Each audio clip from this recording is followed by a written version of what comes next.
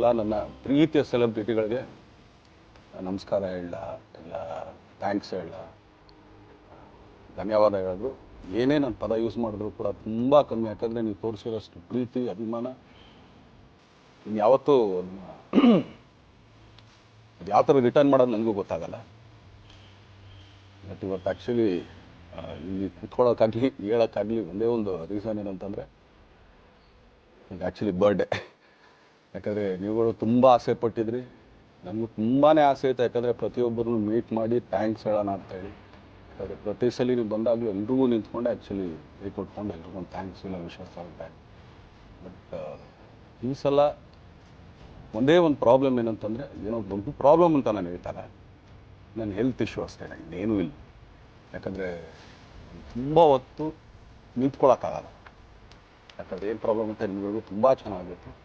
ಯಾಕಂದರೆ ನಿಂತ್ಕೊಂಡು ನಾನು ಆ್ಯಕ್ಚುಲಿ ಎಲ್ರಿಗೂ ವಿಶ್ ಮಾಡೋಕ್ಕೆ ನನ್ನ ತಲೆ ಆಗಲ್ಲ ಅಂತ. ಯಾಕಂದರೆ ಯಾವಾಗ ಇಂಜೆಕ್ಷನ್ ತೊಗೊಳ್ತೀನೋ ಒಂದು 15-20 ದಿನ ಅಲ್ಲಿರುತ್ತೆ. ಬಟ್ ಆಮೇಲೆ ಮತ್ತೆ ಅದ್ರ ಪವರ್ ಕಮ್ಮಿ ಆಗ್ತಾರಿಗೆ ಪೇಲ್ಸ್ಕೊಳ್ಳೋದು. ಸೊ ಆಪ್ರೇಷನ್ ಅನ್ನೋದು ಕಟ್ಟಿಟ್ಟು ಗೊತ್ತಿ, ಅದು ಎಲ್ರಿಗೂ ಗೊತ್ತು, ನನಗೂ ಗೊತ್ತು. ಸೊ ಅದಂತೂ ಮಾಡಿಸ್ಲೇಬೇಕು ನಾನು. ಆದರೆ ಈಗಿರೋ ಕೆಲಸಗಳಲ್ಲಿ ಯಾರಾದ್ರು ನಾನು ಒಪ್ಕೊಂಡಿದ್ದೀನಿ ಸಿನಿಮಾಗಳು. ಸೊ ಯಾಕಂದರೆ ನಾನೆಲ್ಲ ನನ್ನ ನಿರ್ಮಾಪಕರಿಗೂ ಥ್ಯಾಂಕ್ ಹೇಳೋಕ್ಕೆ ಇಷ್ಟಪಡ್ತೀನಿ. ಯಾಕಂದರೆ ದಿನ ಕಾದರು.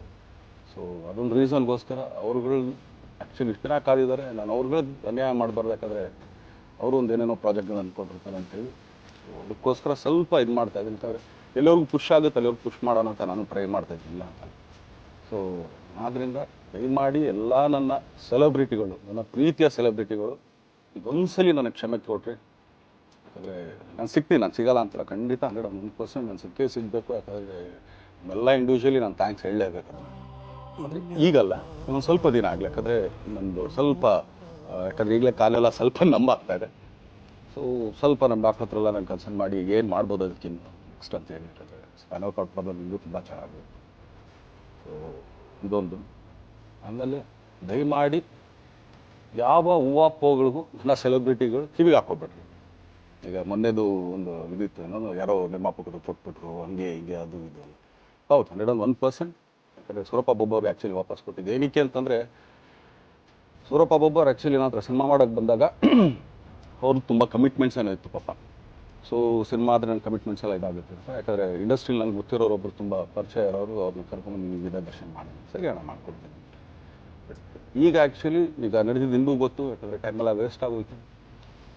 ಈ ಟೈಮಲ್ಲಿ ಮತ್ತೆ ಅವ್ರು ದುಡ್ಡನ್ನ ಇಟ್ಕೊಂಡಿರೋ ಪಾಪ ಅವ್ರಿಗೆ ಇನ್ನೂ ಕಮಿಟ್ಮೆಂಟ್ ಜಾಸ್ತಿ ಆಗುತ್ತೆ. ಸೊ ಅದಕ್ಕೋಸ್ಕರ ಸರ್ ನೀವು ಕಮಿಟ್ಮೆಂಟ್ ತೀರಿಸ್ಕೊಳ್ಳಿ.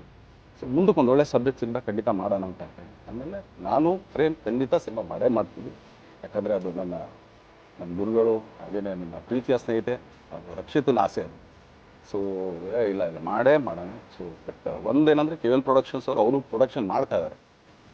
ಸೊ ಪ್ರೊಡಕ್ಷನ್ ನಡೀತಾ ಇರ್ಬೇಕಾದ್ರೆ ಪುನಃ ಇನ್ನೊಂದು ಪ್ರೊಡಕ್ಷನ್ ಅಂದಾಗ, ಯಾಕಂದರೆ ನನ್ನ ಒಂದು ಅನಿಸಿಕೆ ಅಂತಂದರೆ, ಯಾವ ನಿರ್ಮಾಪಕ ಆ್ಯಕ್ಚುಲಿ ಈಗ ಯಾವುದು ಪ್ರೊಡಕ್ಷನ್ ಇಲ್ಲದೇ ಸುಮ್ಮನೆ ಇದ್ದಾರೆ ಅಂಥವ್ರ ಜೊತೆ ಕೆಲಸ ಮಾಡೋದು. ಯಾಕಂದರೆ ಪ್ರೊಡಕ್ಷನ್ ನಿಮಗೂ ತುಂಬ ಚೆನ್ನಾಗಿ ಗೊತ್ತು. ಇವಾಗ ನಡೀತಾರೋ ಒಂದು ಇದರಲ್ಲಿ ನಿರ್ಮಾಪಕ ಇವತ್ತು ಅಡ್ವಾನ್ಸ್ ಕೊಟ್ಟೋದ್ರಿಂದ ಹಿಡಿದು ರಿಲೀಸ್ ಆಗೋ ತನಕ ಆತನ ಕೆಲಸ ತುಂಬ ಇದೆ. ಬರೀ ದುಡ್ಡೊಂದು ಹೊಂಚೋದೇ ಅಲ್ಲ, ಎಲ್ಲ ಇದರಲ್ಲಿ ಕೂಡ. ಸೊ ಆದ್ದರಿಂದ ಅಷ್ಟೇ, ಇನ್ನು ಅದು ಬಿಟ್ಟು ಇನ್ನೇನು ಆ ಥರದ್ದೇನಿಲ್ಲ. ಸೊ ಇದೊಂದು ನಾನು ಹೇಳ್ಬೇಕು. ಆಮೇಲೆ ನಿಮ್ಮ ಪ್ರೀತಿ, ಅಭಿಮಾನ, ಪ್ರೋತ್ಸಾಹ ನನ್ನಂತಂದ ಮೇಲೆ ಇರೋದಕ್ಕೆ ನಾನು ಯಾವತ್ತೂ ಚಿರಋಣಿಯಾಗಿರ್ತೀನಿ. ಯಾಕಂದರೆ ಯಾವುದೇ ಕಾರಣಕ್ಕೂ ಏನಂತಾರೆ ಅದನ್ನು ತೀರ್ಸೋಕ್ಕೆ ನನ್ನ ಕೈಲಿ ಆಗಲ್ಲ. ಯಾಕಂದರೆ ನೀವು ಕೊಟ್ಟಿರೋಷ್ಟು ಪ್ರೀತಿ, ಆಮೇಲೆ ಪ್ರೀತಿಗಿಂತ ಹೆಚ್ಚಾಗಿ ಒಂದು ಸಪೋರ್ಟ್ ಅಂತ ಹೇಳ್ತಾರೆ. ಅದು ಆ್ಯಕ್ಚುಲಿ ಸ್ವಲ್ಪ ಜಾಸ್ತಿ ಹಿಂಗೆ ತಿರ್ಗೋಗಿದೆ. ಬಟ್ ಆದರೂ ಇವತ್ತು ಹಿಂಗೆ ನಿಂತ್ಕೊಳ್ಳೋಕ್ಕೆ ಹಿಂಗೆ ಸಪೋರ್ಟ್ ಕೊಡ್ತಾ ಇದ್ದಾರಲ್ಲ.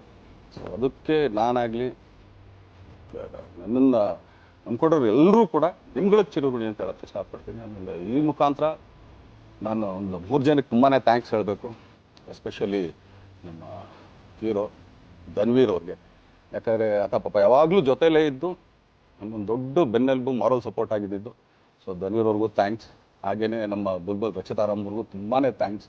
ಹಾಗೆಯೇ ನನ್ನ ಪ್ರಾಣ ಸ್ನೇಹಿತೆಯಾದ ರಕ್ಷಿತ್ಗೂ ಥ್ಯಾಂಕ್ಸ್. ಆಮೇಲೆಲ್ಲ ನನ್ನ ಸೆಲೆಬ್ರಿಟಿಗಳಿಗೂ ಅನಂತ ಧನ್ಯವಾದ ಅಂದರೂ ಕೂಡ ತಪ್ಪೇ ಅದು. ಯಾಕಂದರೆ ತುಂಬ ಚಿಕ್ಕದು. ಆಮೇಲೆ ಇದೊಂದು ಹೇಳ್ಬೇಕು ಅಂದ್ಕೊಂಡೆ, ಏನೋ ದರ್ಶನ್ ಆ್ಯಕ್ಚುಲಿ ಬೇರೆ ಲ್ಯಾಂಗ್ವೇಜ್ಗೆ ಇಲ್ಲೇ ಇಷ್ಟೊಂದು ಪ್ರೀತಿ ಅಭಿಮಾನ ತೋರಿಸಿದ್ದೀರಾ, ಎಲ್ಲ ಮಾಡಿದ್ದೀರಾ, ಸುಮ್ಮನೆ ಎಲ್ಲಿಗೆ ಅಂತ ಹೋಗಿ ಸಾಯೋವರೆಗೂ ಇಲ್ಲೇನೆ. ಇಲ್ಲಿ ಬಿಟ್ಟು ಇನ್ನೆಲ್ಲೂ ನಾನು ಹೋಗಕ್ಕೆ ಆಗೋದು ಇಲ್ಲ. ಯಾಕಂದರೆ ಒಂದು ಈಸಿ ಆಗಿದ್ದನ್ನು ಹೇಳ್ತೀನಿ.